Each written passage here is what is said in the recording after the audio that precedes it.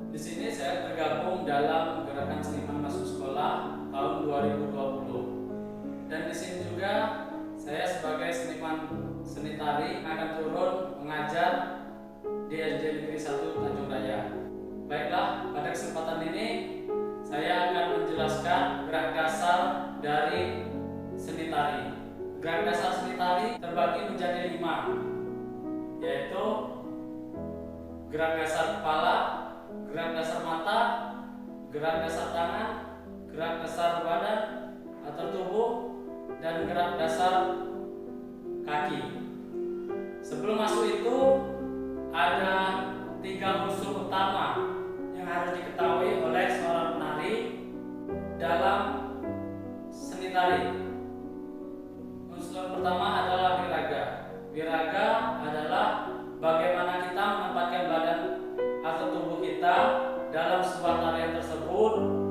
Ketika badan bergerak atau menggerakkan sebuah gerakan tarian, menempatkan posisi badan. Apakah badan itu harus berdiri atau duduk atau berlari atau semacam yang lainnya. Itu wiraga. Dan kejelasan gerak, power, itu ada di wiraga. Selanjutnya yang kedua adalah wirama. Wirama adalah bagaimana cara badan kita atau menggerakkan sebuah tarian, menggerakkan badan atau menari sebuah gerakan yang dengan diiringi oleh musik.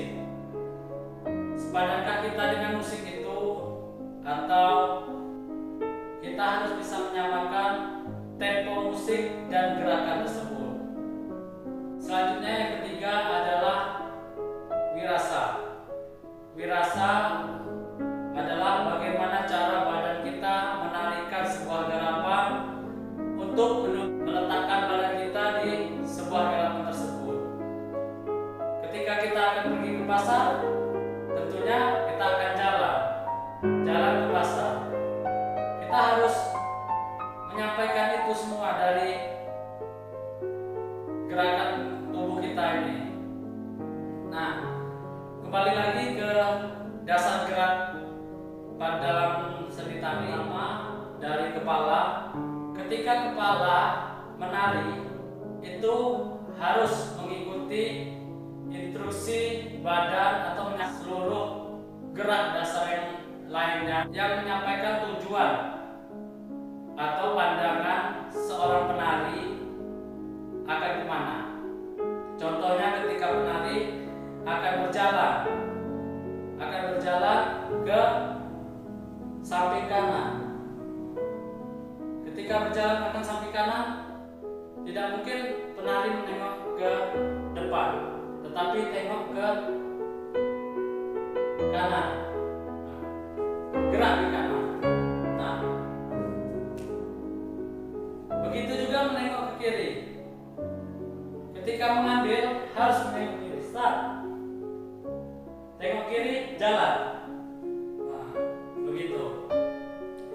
Dan ketika tarian, gerakan sebuah gerakan harus menunduk. Ketika menunduk, menunduk. Ketika dalam sebuah gerakan disuruh menunduk, harus menunduk. Itu kepala, untuk gerak dasar kepala. Menerangkan bahwasanya gerakan ini harus melihat ke bawah, harus melihat ke atas, ke samping kanan atau ke samping kiri. Itu kita perlihatkan kepada penonton bahwa itu gerak kepala, menunjukkan sebuah pandangan akan kemana langkah kita selanjutnya dalam gerakan. Kedua adalah gerak dasar mata. Gerak dasar mata ini juga masuk tergabung dalam gerak dasar yang utama tadi, kepala. Ketika kepala menengok ke kanan, otomatis mata harus menengok ke kanan juga. Dengan pandangan mata, penonton juga terpacu. Apakah dia melotot? Ketika melotot kan otomatis penonton mengira dia ekspresinya marah. Ketika dia menangis, mata harus menangis. Itu juga menjadi sudut pandang penonton untuk menilai seorang penari tersebut. Gerak dasar tangan. Tangan sangat diperlukan dalam sebuah tarian, dan menjelaskan gerak tari tersebut dapat dilihat dari gerakan tangan. Power, kejelasan gerak, nah itu terlihat sangat terlihat pada gerakan tangan. Ketika koreografer meminta untuk menghitung 1 sampai 8 sampai lurus, jangan sampai ketika 1 sampai 8 masih di sini. Seperti hitungan 1, 2, 3, 4, 5, 6, 7, 8 hanya sampai di sini. Nah, ini kejelasan gerak. Sedangkan nanti ketika kita menari kelompok, kawan kita hitungannya 8 sudah sampai di sini, tetapi kita masih di sini. Itu sebuah kesalahan dalam tarian. Makanya tangan menjadi sudut pandang kejelasan gerak dan power dalam menari. Ketika disuruh ke atas, jangan ada lagi bahasanya bengkok. Ada juga yang tangan memungkel, ada yang hanya memungkel di sini. Seorang koreografer meminta penari untuk mungkelnya harus sampai di sini, tarik sampai dekat badan, sampai ke tiang, tarik sampai ke tiang, lempar ke depan. Ada juga penari yang kurang jeli, hanya mengambil dari sini. Itu ada gerakannya, tetapi kembali lagi kita harus mengikuti apa instruksi koreografer. Selanjutnya, gerak dasar tubuh atau badan.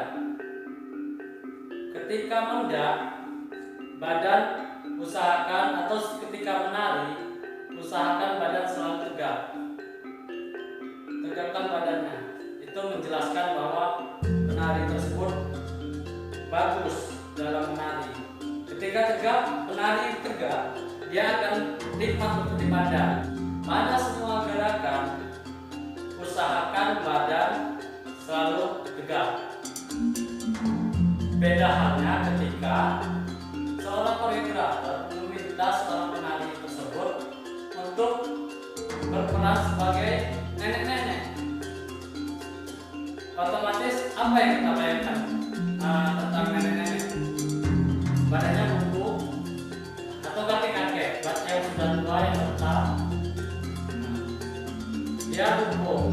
Usahakan bagaimanapun caranya tetap usahakan kita bungkuk. Itulah fungsi dari gerak dasar badan. Dan yang terakhir adalah gerak dasar kaki. Di sini kaki bisa terlihat jelas mana gerakan perempuan dan mana gerakan laki. Kita bisa melihatnya dengan gerak pundak dalam mabuk atau mungkin dalam tarian yang lainnya. Pundak. Ketika laki-laki, kaki dibuka semua, jari-jari melihat ke kanan dan ke kiri. Usahakan badan tetap tegak. Ini pundak seorang laki-laki. Nah, untuk yang perempuan, pundaknya pun mereka anggun, tetapi ditegakkan. Tetap badannya tegak, kakinya ditekuk dua-duanya, dirapatkan tumitnya. Ini gerak dasar kaki untuk perempuan. Baiklah, mungkin hanya itu yang dapat saya sampaikan tentang gerak dasar dalam seni tari. Makanya teori atau materi dasar gerak dari seni masing-masing lain yang lebih luas atau yang mungkin detail